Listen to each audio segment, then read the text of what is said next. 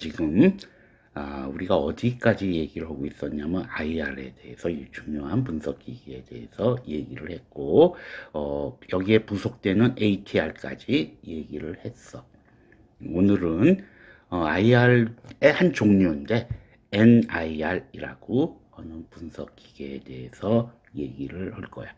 이 분석기계는 여기 있는 분석기계 중에 이 화면에 있는 기기 중에 제일 최근에 개발되고 있는 거고, 사실 강의 시간에 얘기하기에는 약간 애매하다 또는 어렵다라고 얘기할 수도 있어.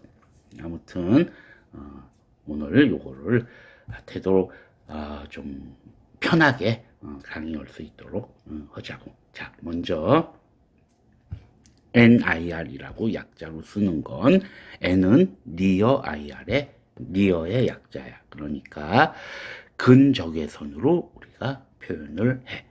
밑에 있는 그림을 보면은 우리가 여태 동안 IR 그러니까 빛을 우리가 나누면 엑스레이가 있고, 엑스레이 왼쪽엔 누가 있었니? 아직 거기까지 가진 않았지만 엑스레이 왼쪽에는 감마선이 있어. 감마레이가. 아무튼 여기서 왼쪽으로 가면 파장이 짧고 에너지가 높은 빛이야. 그치? 그 다음에 UV가 있고 비저블이 있고, UV하고 비저블은 기본적으로 빛의 종류는 다르지만 우리가 분석기기에서는 같이 취급을 해. 그리고 IR이 있고 마이크로웨이브, 라디오 웨이브가 있어. 그치?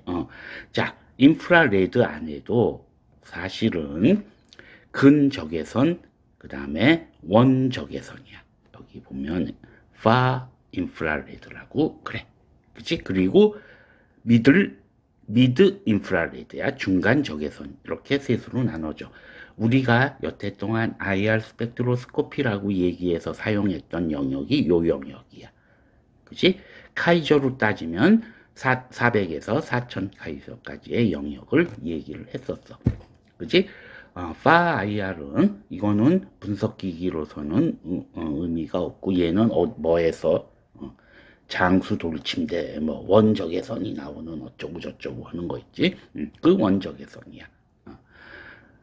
오른쪽으로 갈수록 에너지는 낮은 놈이 돼. 아무튼 얘는 분석기기로 의미가 없고, 요 리어 IR은 쉽게 얘기하면 가시광하고, 우리가 IR 스펙트로스코피라고 일반적으로 분석기기로 사용하는 미드 IR의 중간 영역이야.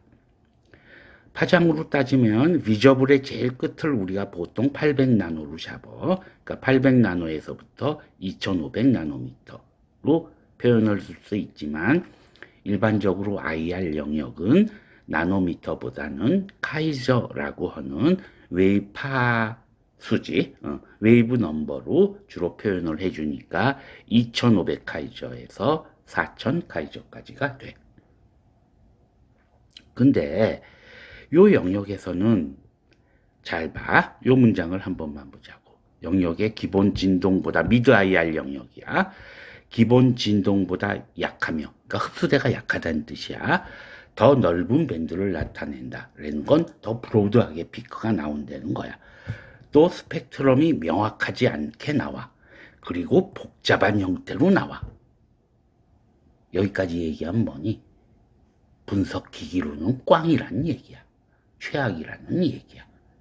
그래서 각 피크에 대한 해석이 어려워.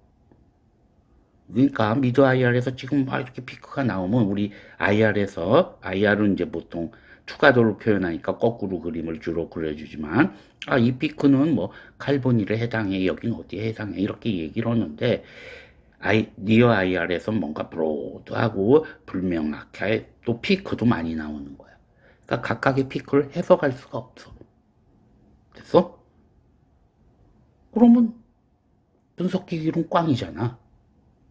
근데 왜 요즘 이 분석기기가 많이 연구가 되고 실제 실용화에 근접해 있고, 얘가 또 획기적인 분석기기가 될 수도 있어. 경우에 따라서. 왜? 그거는 계량화학이라고 지금 표현을 했어.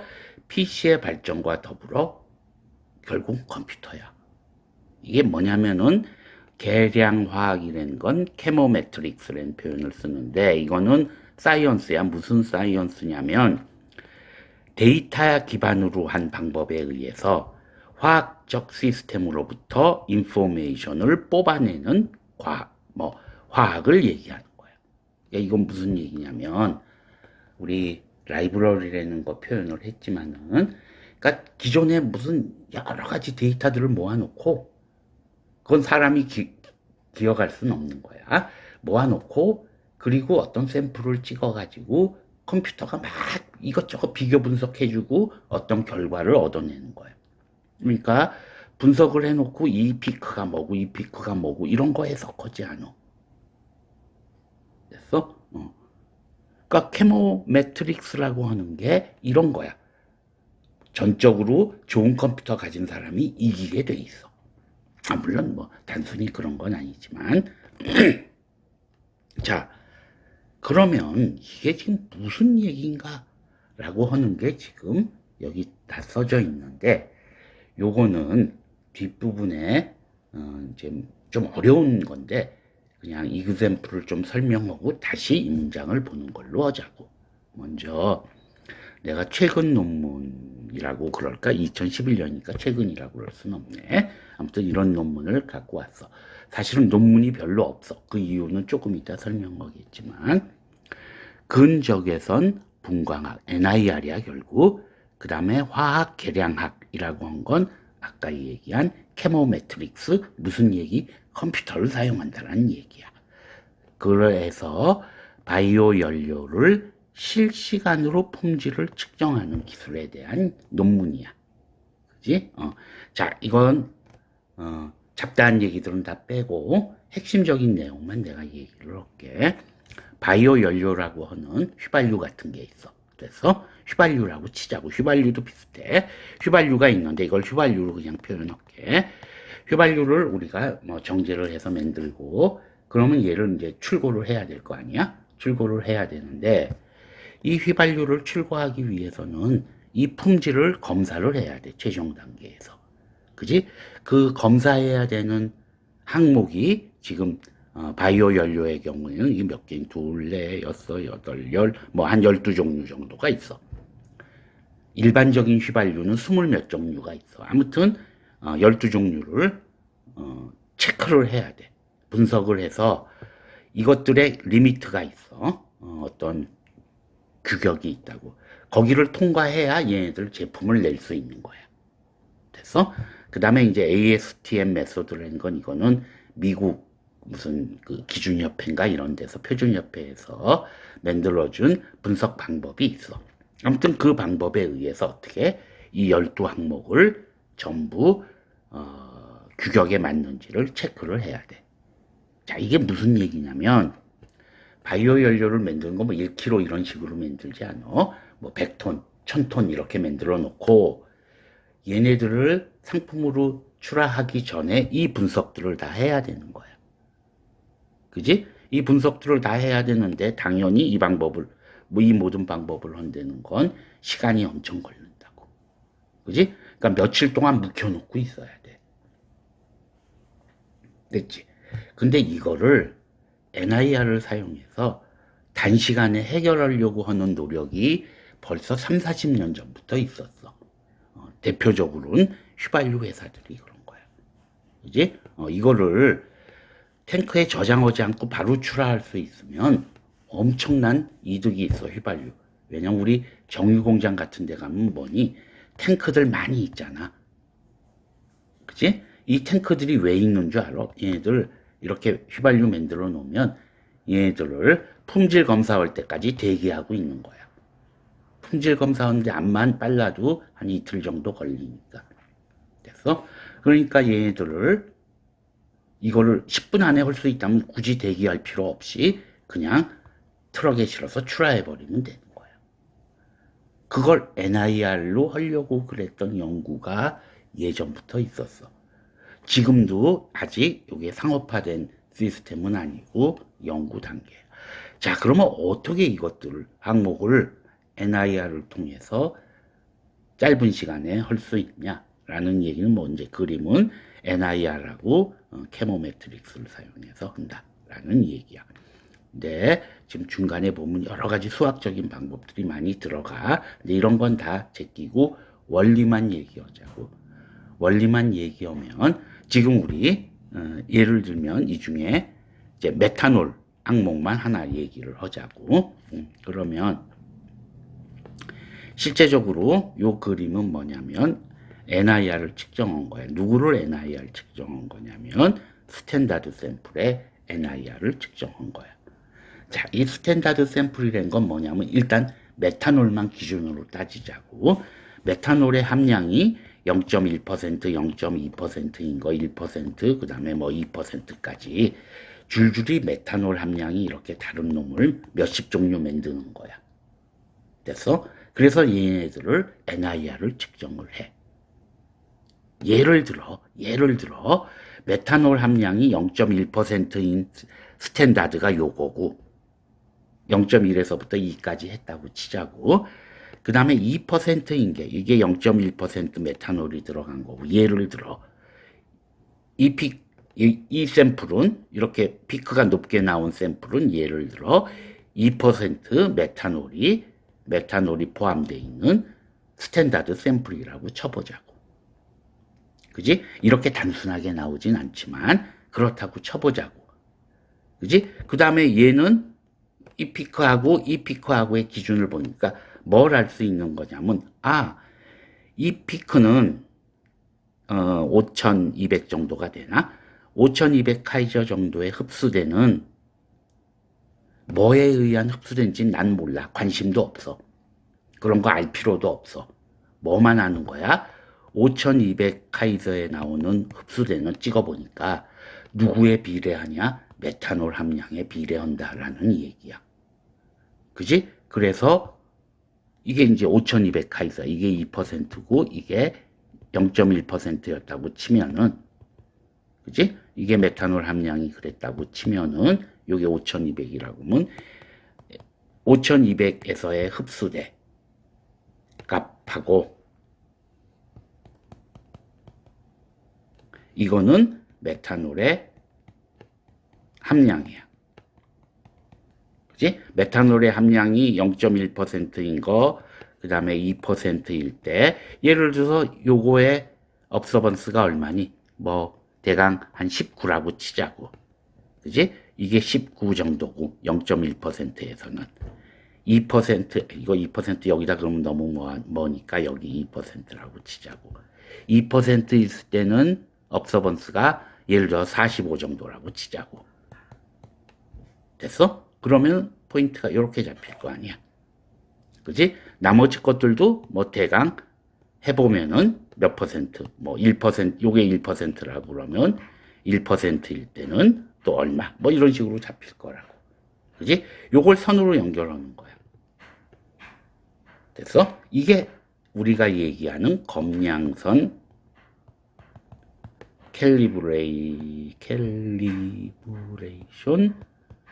커브라고 우리가 표현을 해. 커브로 표현한 걸 봐서는 늘 직선이란 뜻은 아니야. 곡선일 수도 있어.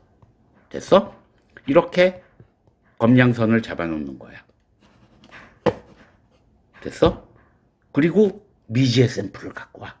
미지의 샘플이라는 건 메탄올 함량을 모르는 놈이야. 그지? 메탄올 함량을 모르는 놈을 측정을 했더니 5200 카이저의 업서번스가 예를 들어 30이 나왔다. 그지? 그러면 그거는 메탄올 함량이 얼마야? 이렇게 해서 이렇게 하니까 메탄올 함량이 뭐 1.1%다.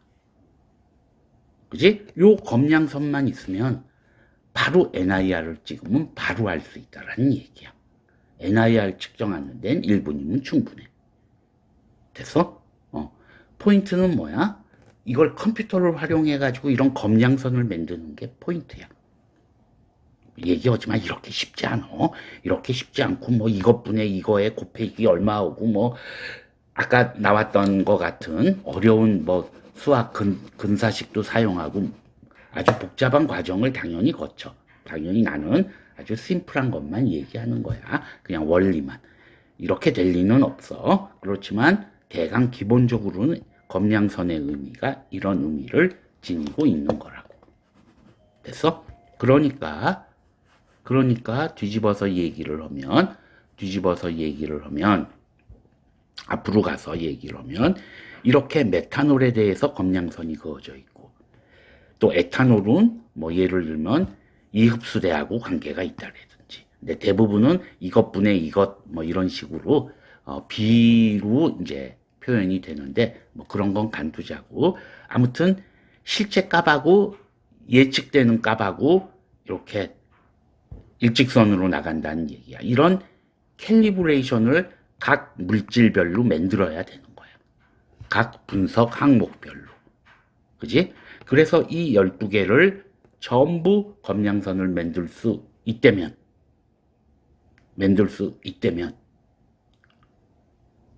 그냥 바이오 연료 만들었을 때 바로 NIR 측정하고 바로 컴퓨터가 해석해서 바로 데이터가 나와. 5분 안에 나와. 아니 더 빠르게 할 수도 있을 거야 아마. 그지? 그러니까 엄청나게 획기적인 방법이야. 특히 이런 바이오 연료뿐만 아니라 휘발유 같은 정유회사 같은 경우는 이 탱크 이거 지금 요즘 뭐 전쟁도 있지만 안보 측면에서도 굉장히 위험한 거야. 여기 폭탄 하나 떨어지면 끝장나잖아. 그지? 그러니까 이런 거 없앴으면 좋겠는데 없앨 수가 없는 거야. 왜? 얘네들 품질 검사할 때까지 기다려야 되니까. 그래서 이걸 NIR로 바꾸려고 하는 연구가 사실 쭉 있었어. 얘기하자 그러면 내가 수원대 오기 전에 60 당시는 유공이고 지금은 SK 이노베이션이 됐나? 아무튼 휘발유 회사에 있었어. 거기서 이거 이미 하고 있었어. NIR로 대체하려고 그랬는데 결국 아직까지 못했어. 왜냐하면 신뢰성이 떨어져서 이게 지금 다 확보가 돼야지. 이거 하나라도 잘못돼 가지고 나가면 큰일 나기 때문에 아직까지도 못하고 있긴 해. 아무튼 다른 용도로 NIR이 이렇게 사용된다. 예를 들면 우리 실제 사용되는 건 이거야. 우리 요즘 보면 가끔 신기하지 않아? 과일의 당도가 예측되는 당도가 지금 써 있다고. 그지? 그거 어떻게 측정한 거야? 먹어보지도 않고. 그걸 측정하는 방법은 우리가 그런 걸 비파괴 검사라고 그러는데 근적외선 쪼여가지고 흡수대가 뭐가 해서 뭐가 나와. 그러니까 몇 카이던지는 나도 몰라. 그래가지고 당도가 높으면 흡수되는 양이 많고 당도가 낮으면 흡수되는 양이 적다. 됐어? 이거를 아까 얘기했듯이 캘리브레이션 커브를 만들어서 NIR을 측정해가지고 당도를 예측할 수 있다라는 얘기야. 그치? 이건 뭐, 이게 제일 고전적인 방법 중에 하나야. 그러니까 이렇게 이미 상업화된 것들도 있어. 근데 아직까지 이런 건 상업화가 되지만 앞에 거 같은 게 현실적으로 사용되지 못하는 이유는 요거는 당도 조금 틀려도 큰 문제 없잖아. 죽고 사는 문제는 아니라고. 그지? 당도 10이라고 그랬는데 사실 먹어보니까 9가 나왔다 그러면 그럴 수도 있는 거야. 근데 이거는 스펙에서 어긋나는 게 나가면 큰일 나. 그러기 때문에 신뢰성 측면에서 왜냐면 원리가 없잖아. 그냥 때려 맞추는 거야. 이건 그야말로. 그러니까 강의 시간에 얘기하기도 힘들어. 그러니까 이런 방법이 있다.